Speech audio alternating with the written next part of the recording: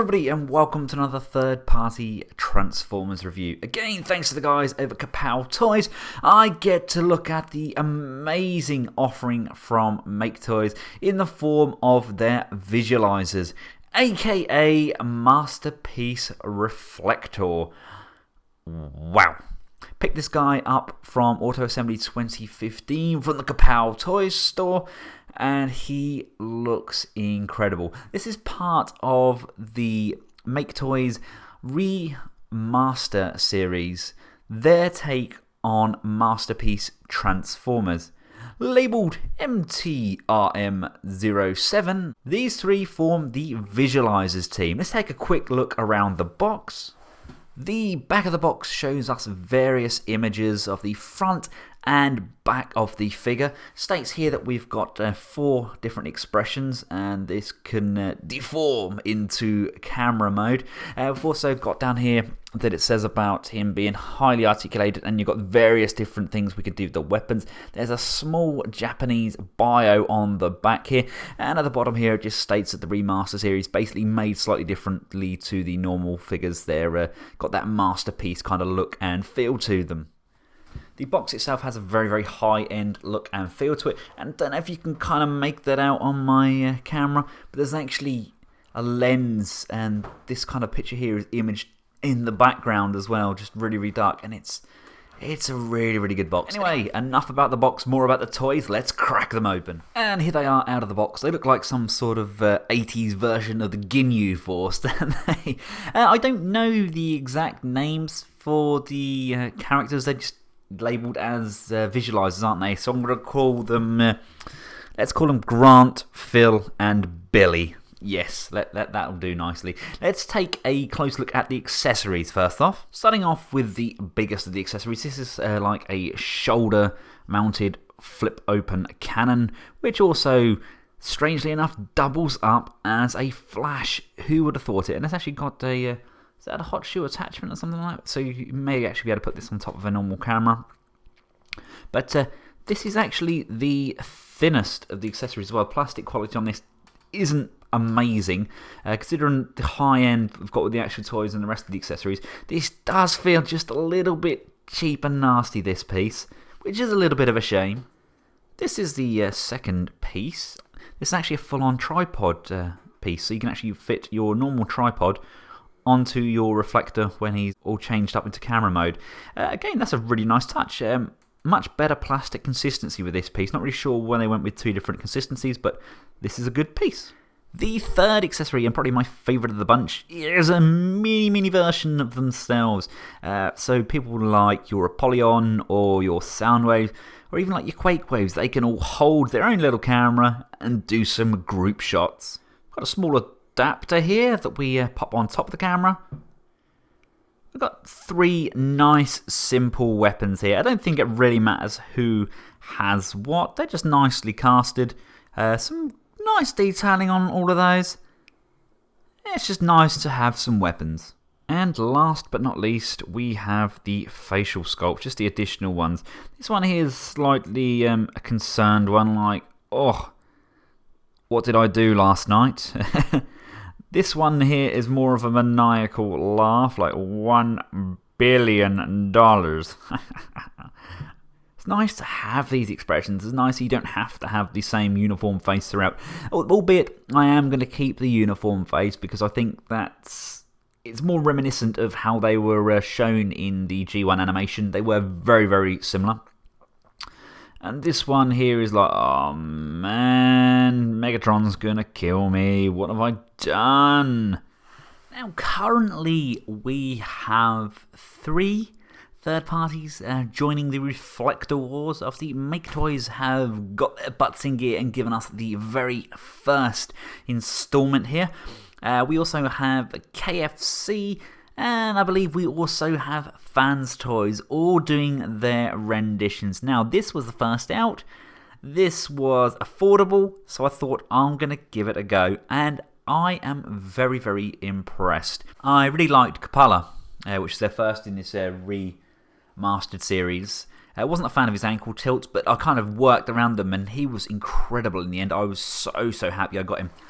And when these came up, I thought, you know what, let's give them a go. And I am genuinely impressed. They are really, really nice figures. Let's take a look at this guy first. I think I called him Billy, didn't I? We've got Grant and Phil in the back there. They are pretty much identical figures. The transformations are slightly different for all three. But Billy is the one that carries the said backpack section there. And he's got the shutter section on the front here as well. And he actually has the most articulation. He's actually got a much better range on his legs. I think it was Vangelis that mentioned in his video that he wished they have these double jointed legs on all three. I'm sure that was some sort of like engineering issue. They would have done it otherwise, though, I think. But you do get a much better range with this guy. Face sculpts, I think they done a pretty good job. I love the clear plastic over that detailing on there as well. Really, really does make that pop. These are simplistic to look at in relation, in comparison to, say, Coppola, but I really think they look fantastic.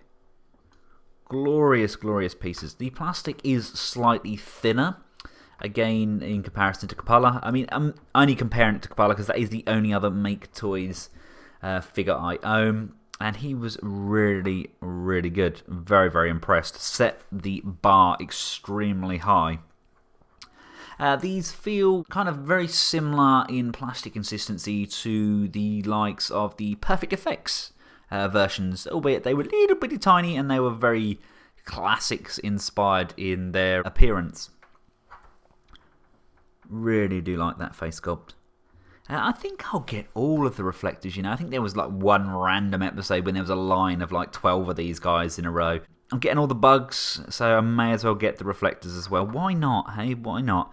And then once I've got them all, I can pick and choose which ones I like. And if I don't like them all, I get rid of the other ones I don't. So there we go.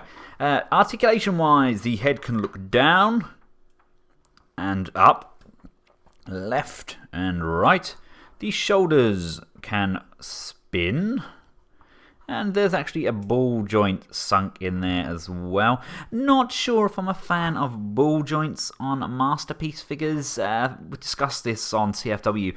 I think I would have preferred a real swivel joint in there. Ball joint doesn't strike me instantly as a masterpiece, but I can understand why they've done this.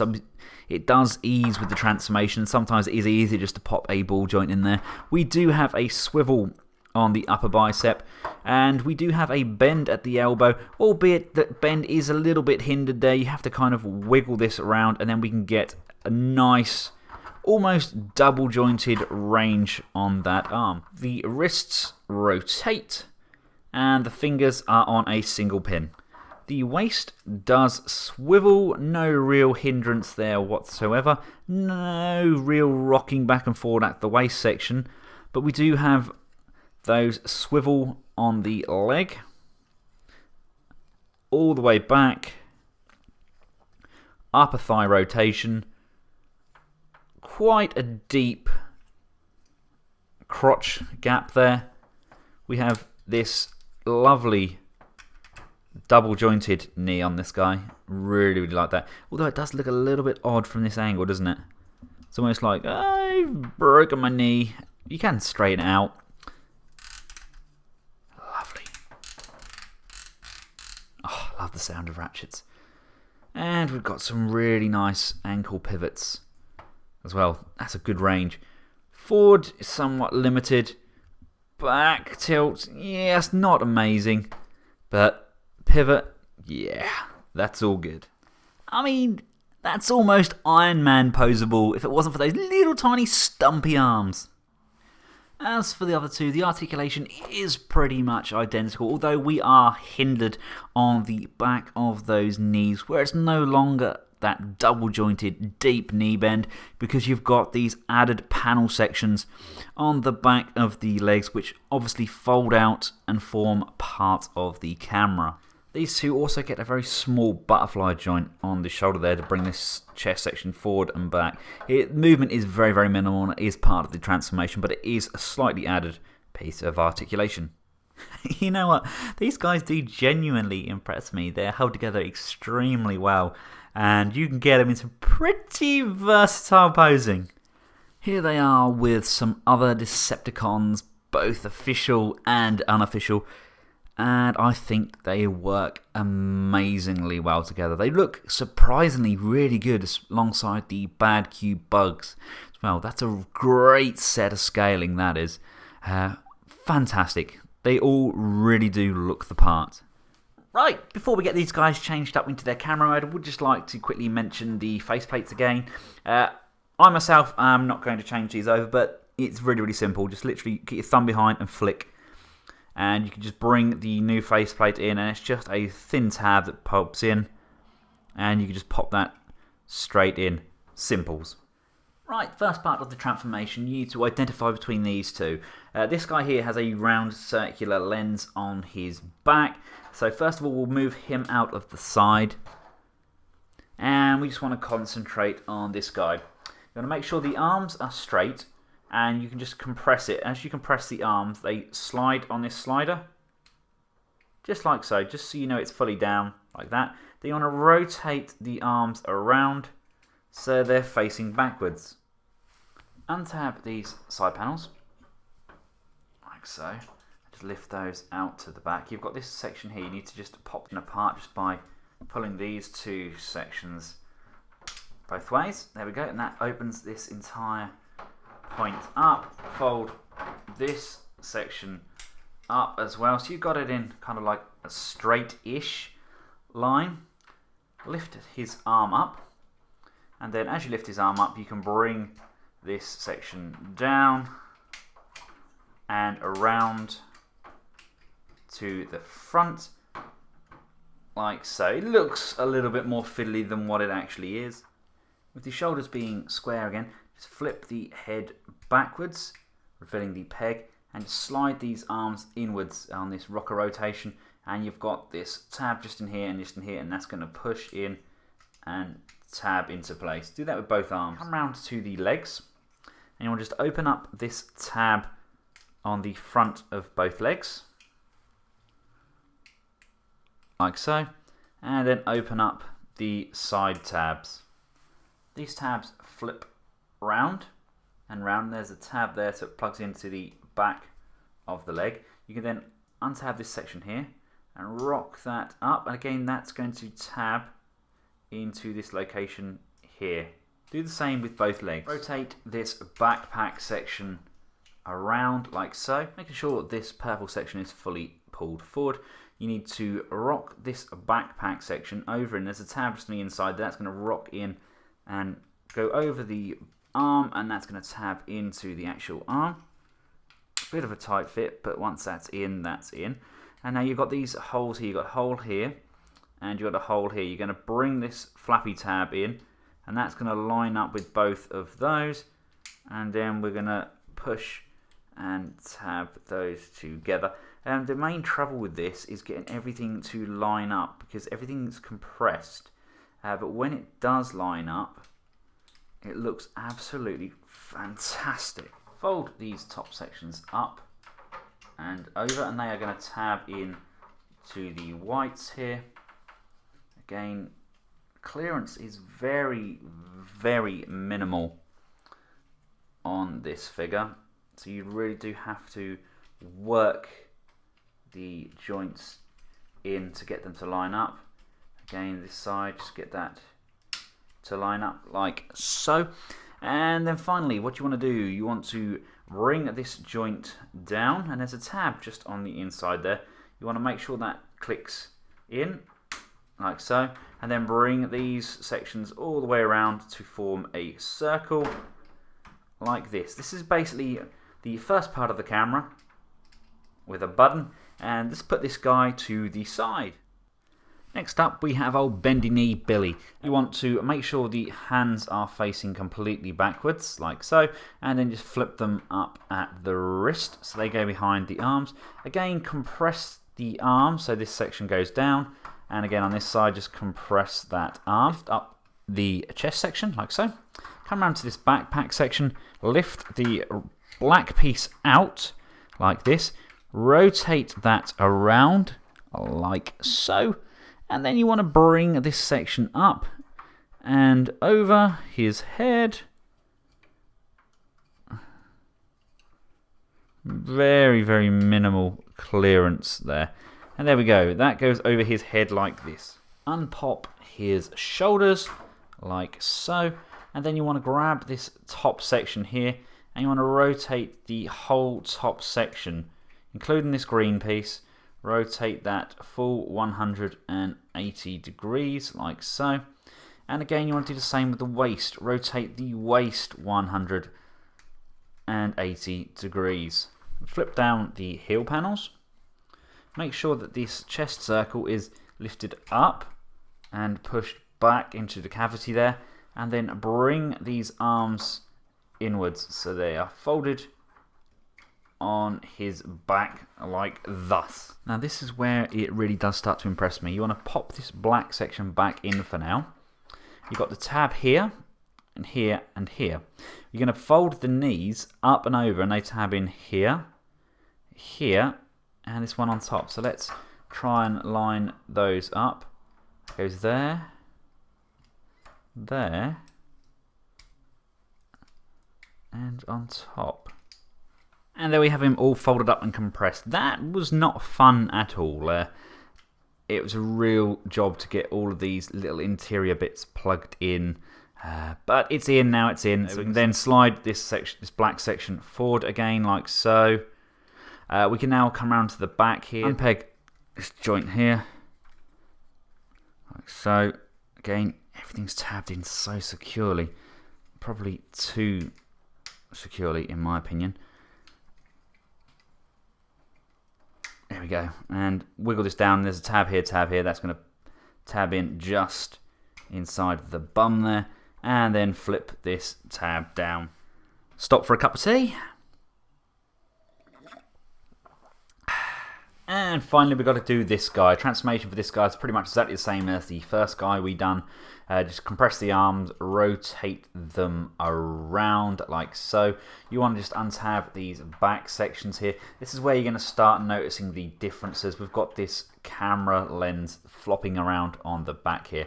So lift those out, tabbed in over here. We want to split those sections. Bring this camera out, up, and around, fully extending it. Remember just to lift up this arm, which allows us to rotate this section all the way around to the front here, out of the way. And we can now bring the arms and the head backwards into this cavity. There we go, pop that down, bring that one back like so. If you have the ball jointed feet out, make sure they are fully compressed. Flip open this tab here, flip open this one on the side. At the same time you can rock that one round, bring that round to the back and locate that tab accordingly on the side there. Rip this one up here, that's going to tab in as you bring that up and have this little flappy one left to one side. We then want to bend the knees, bring those all the way up, and when it's level, rotate this backpack all the way around. Bring this backpack section in and around the arms, make sure they fit in there squarely. And then flap this section down. You've got a tab here, and you've got a tab here, and that's going to plug into all of those tabs. And we're going to have fun lining all of these up again. Unfortunately, fun is not one word I would use to describe this transformation. Don't get me wrong, the transformation is really good, and the overall effect is fantastic. It looks phenomenal, but I do still like my transformations to be fun, and this one's just got so many tabs that just don't want to quite line up correctly, and you've got to flap about trying to get everything tabbed in, otherwise it will not work at all. All it takes is for one tab to be slightly off and the whole thing won't plug together. With everything kind of compressed. You can now fold this section up. As you do so, flip the lens section through and just push that down into that groove. Now it does have a tendency of popping off this black post thing here. So just tab these two together, and then we can just bring the lens back into position, and it's got to line up more tabs. Oh, I hate tabs. With everything tabbed in around the lens, you can now just bring this grey section down, and that's going to just click into place. We can now bring in all three sections together. There are tabs here, here, and here, and they all line up accordingly with each other. Now, they actually clicked in scarily easy compared to everything else on this. You then want to bring in this first set of lens section here. There's a tab here, so that will just tab in. Make sure it bends on that hinge so it goes on correctly. Just line that up. And then bring open this section here. That's going to line up again and just fold down on its own hinge. And then we can just tabs. Oh, the tabs. I'm going to be having nightmares about tabs. There we go. That just tabs in like so. Now we can bring in the flash. You can attach the adapter there.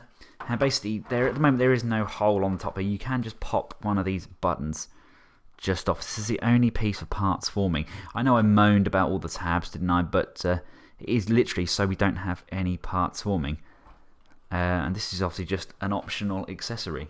And then last but not least, you have the option for a fully working tripod mount.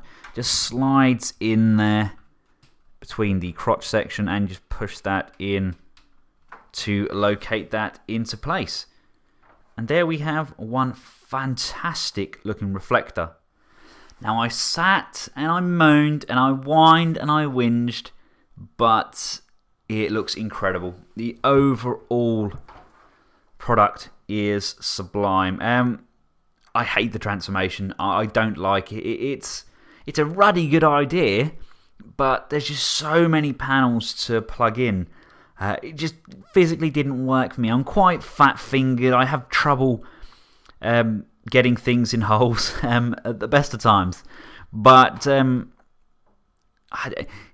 overall, it looks incredible. It's by far the best representation I have seen. And the fact that there is no parts forming, I think that is incredible. Looking at the levels of detailing, we do have like the digital display. We have a battery that needs to be charged. I've got 3 bars, it's okay. We do have a switch that goes up and down. None of these cogs or buttons do anything. They are all for show. You even got a little viewfinder there. I mean, I think that is attention to detail. That's really, really nice. The colours are gorgeous, really striking. Nigh on perfect representation. I think they've pretty much grabbed the G1 animation colours. And the overall effect is a gorgeous camera. Just to give you guys an idea of just how big this camera is, here he is with smokescreen and hypno. It's a really, really big, I mean, it's proper roleplay toy size. It's fantastic. So there we have it, guys. Overall, it's a very, very impressive piece. You're getting a lot of plastic for your buck. I would have liked somewhere to store the weapons in the camera mode, pretty much like what we got with the Perfect Effects mode, but overall, I think they've done a cracking job. I'm really enjoying the MAKETOYS takes on the Masterpiece figures, and I can't wait to see what else they have planned. Their Inferno looks insane. The rest of their Headmasters look fantastic. Hardhead was one of my favourite Headmasters, and he looks sublime. Thanks again to the guys over at Kapow Toys. Make sure you click the link in the description below. It takes you through to Kapow. And of course, I will have a full gallery available within the next few days by clicking on the information button up here. Until next time, thanks for watching, guys. From myself and the visualizers, goodbye.